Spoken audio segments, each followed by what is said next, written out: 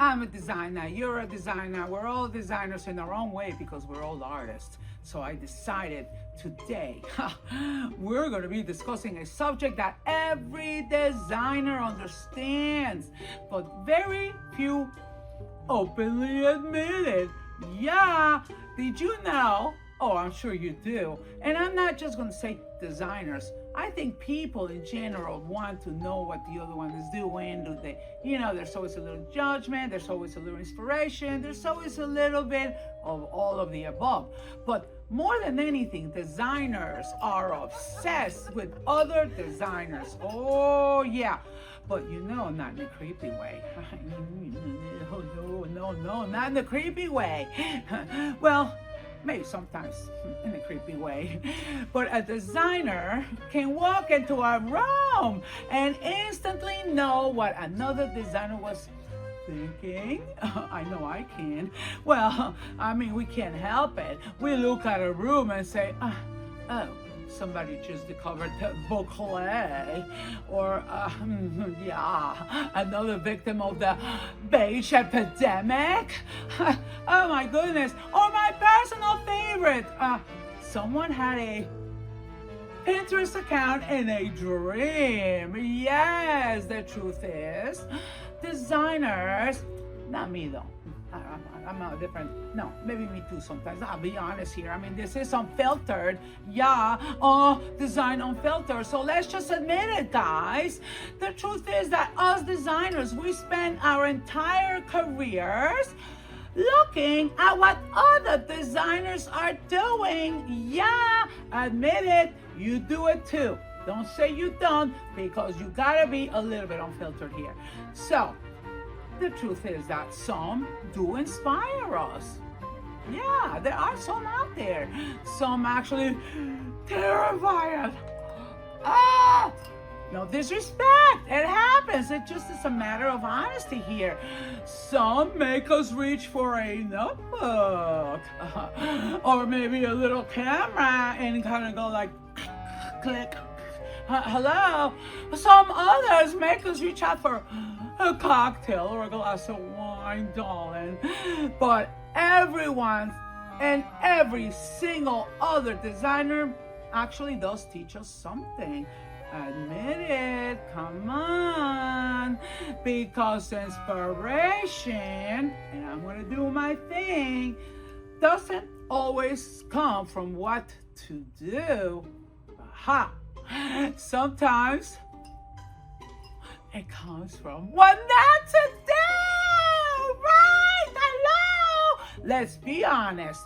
That's called tuition that you pay for that lesson. Yes, how much money did you save from going to college and learning that one? Or how much money did you actually save from making your mistakes? So let's start with the granddaddy of modern design. Bauhaus. No, I didn't say buy a house, guys. I said Bauhaus. Yes, the Bauhaus designers walked into history and basically said, enough with this decoration. Enough with all of that. No tassels, guys. No more fringe. No carvings. No drama. No fun. Guess what? No anything. Hello? Well, maybe just geometry, squares, circles, lines, and enough steel tubing to build a bicycle factory. Yeah. But meanwhile, hello, darling, somewhere in Italy, a decorator was fainting into a velvet chaise lounge. Ooh! Can you imagine? Really? Well, one designer says, less is more. Another designer says, why stop there? And then there's Perla Lichi that says, yeah, maybe, but how about more is better, darling? Because the more design, which when I'm saying the more design, I'm not saying go and put too much. I'm saying more thought on how to design. Get the right inspiration, get the right everything. It has to feel right. Throw some soul, throw some intuition, artistry. To me, there's more things to think about before you put a design to get there. So yeah, more is better, okay? Get the concept of more of all of what we're doing, not the more you put into a room, hello? Because then the design world, at the end of the day, has been arguing about all of this since who knows when. Well, I guess since they buy a house or the Bauhaus. Well, let's see, it's all around history. You can never change history, can you? Because later came mid-century modern. Oh my goodness, the furniture designers became rock stars. They became those rock stars, yes, like Charles and Ray Ames, Arnie Jacobson, Eros Saarinen. These people looked at chairs the way surgeons look at heart transplants, guys. Yes, every curve matter, every angle matter, every screw matter. And 70 years later, we're still buying reproductions. Well, that's when you know you've designed something legendary. Not knocking it, I'm just telling you the reality of how it happened. So if people, and there's many out there, are still copying you after 70 years, yeah, well guys, congratulations, you won. You designed something worthy.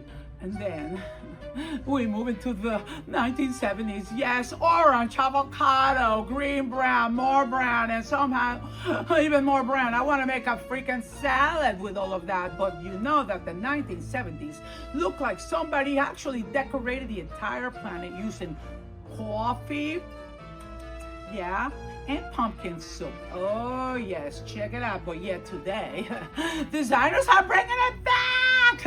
Why? Yeah, because designers are the only people who can look at something from 50 years ago and say, oh, you know what? This ugly thing is so fabulous now. Yes, oh my God, they're doing it already. Oh my God, they're all doing it. But then the 1980s entered. Oh my goodness, yes, the room said, oh, guys, please hold my champagne. Is it champagne or champagne? Well, forget about that one. I'll take a glass of Cabernet. But the decade of excess, like marble, mirrors everywhere. Oh, gold everywhere. Big hair, yeah, big hair, for sure. Big furniture, big chandeliers, big everything, guys. Big everything. I mean, I get the concept that bigger is better no matter what. Well, don't forget your skill, guys. But yes, the designers looked at the 1980s and learned a valuable lesson. What was that, guys? Where were you in the 1980s? Well, if you were going to be dramatic, like me, commit, because nothing in the 1980s was shy, not even the lamps. But then the 1990s came along and then apologized for the 1980s, like sorry, we didn't mean it. Well, yeah, designers, you keep going from this to this to this, and then later you apologize because you change your mind. Well, yeah, that's emotional design, and I'm okay with that. It's called trend setting. It's called whatever you want. Let's call it design evolution. How about that? But then 1980s, everything became beige and everything became neutral. Okay, well, everything became safe. A designer would ask when they walk into a room and whisper, oh my God, is anybody home?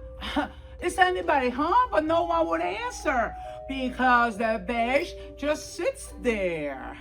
And while we're talking design evolution and style, guys, let's talk fashion. Yeah, I'm always saying, yeah, because interior designers, absolutely. I don't care what anybody tells you. They also watch fashion designers. I know I do, except the difference is I'm admitting it and not even talking about it, guys. We all do. Designers watch designers. I don't care if you're designing dog houses, okay? I don't care if you're designing underwear, lingerie, fashion, cars. It's design. It's just design. So some designers, they just pretend they're looking at fabrics. Okay, hello. Well, you're looking at everything, right? Designer. But let's start with Chanel. Fashion designer. What does Chanel say? What is she saying from day one? Chanel says elegance, restrained, timeless. I love it. Okay, but then along comes Versace. What is Versace says? Forget about it, darling. Restraint is for amateurs. Yes, no way, no way. Gold prints, drama, energy, and confidence. Yes, Versace does not enter a room. Versace arrives. Every interior designer secretly loves both. I love both, but which one am I gonna wear? It depends on the mood. There'll be times where I'm gonna wear the Chanel. Yeah, maybe when I'm going to bed and I don't want to hear any noise, but when I want to enter a room and I want to show style, I'm going for my Versace, darling. Versace, Lichi, Versace. I can't help it. That's me. But you designers, you people in general can choose Chanel, or you may find anything else. Armani, go for it. Go for Fendi, darling. Go for whatever. Cavalli. Guess what? They're all fabulous. But at the end of the day, you're looking at all of them, aren't you? You just got to figure out which one resonates with you more. I'm like, really? But then, there's Gucci. Yeah, Gucci, Fucci, Lucci, Gucci, Lichi, Gucci, Gucci, Gucci, Gucci looked at fashion rules, and what did he say? Well, what if we ignore all of them, darling? See, signore? Because some designers see Gucci and think, genius, G for Gucci, genius. But then again, some others think like, what happened? And that's exactly why it works great. Because great designers create conversations, not consensus. And then what happened? Fendi, yeah, luxury. Get me going.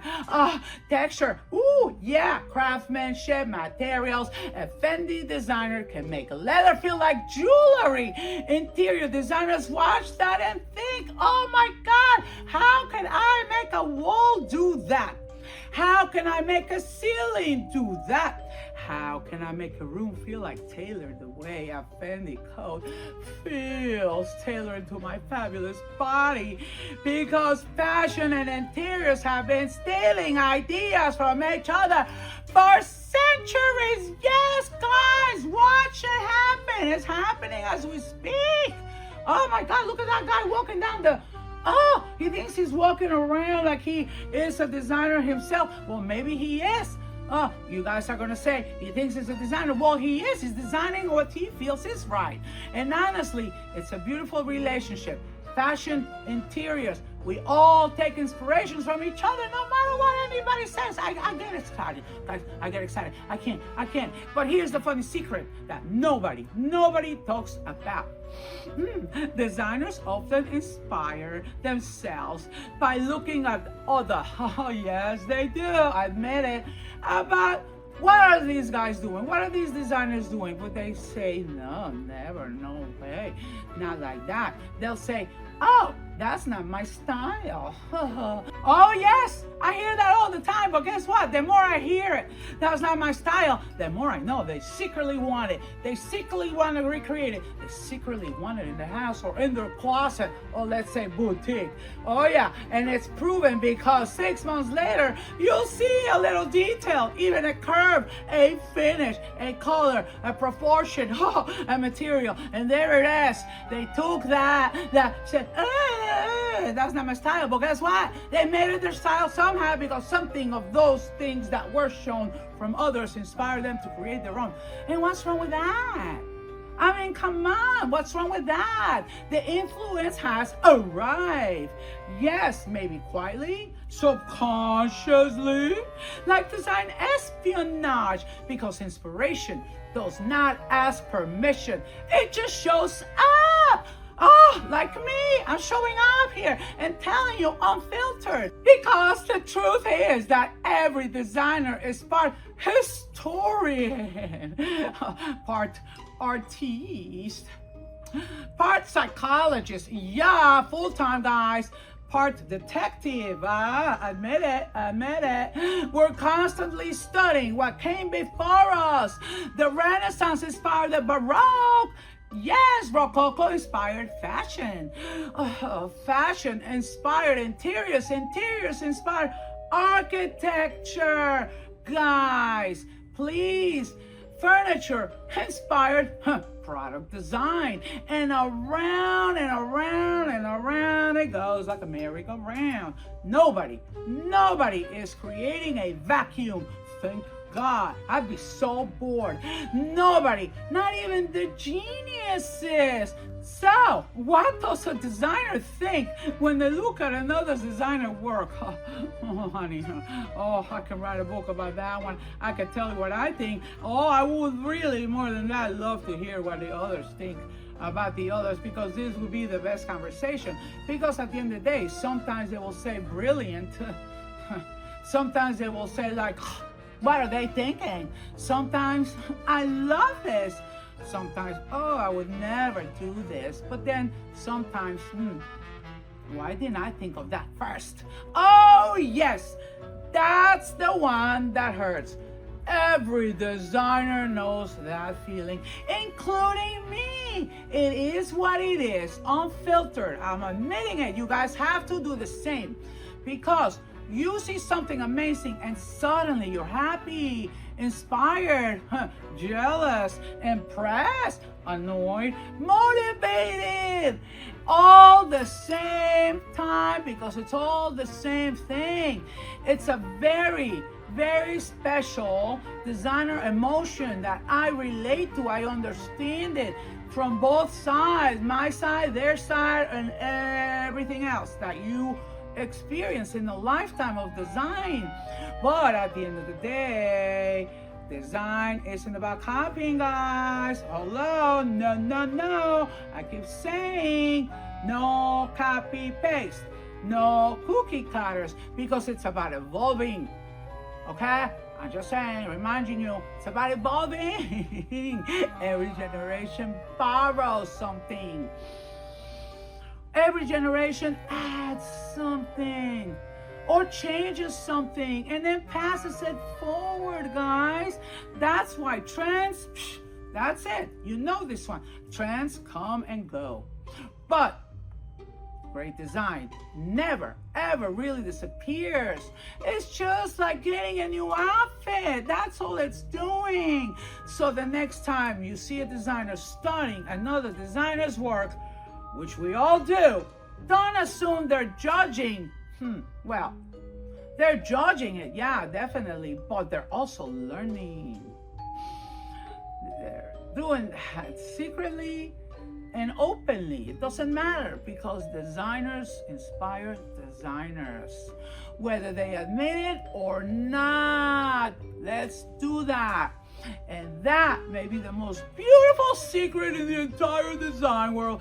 So remember that, guys, and I can't wait to continue this conversation, because this goes on and on. I mean, that is inspiration, whatever you want to call it, and we're here to continue evolving design, everything, everywhere, and with all we can in life.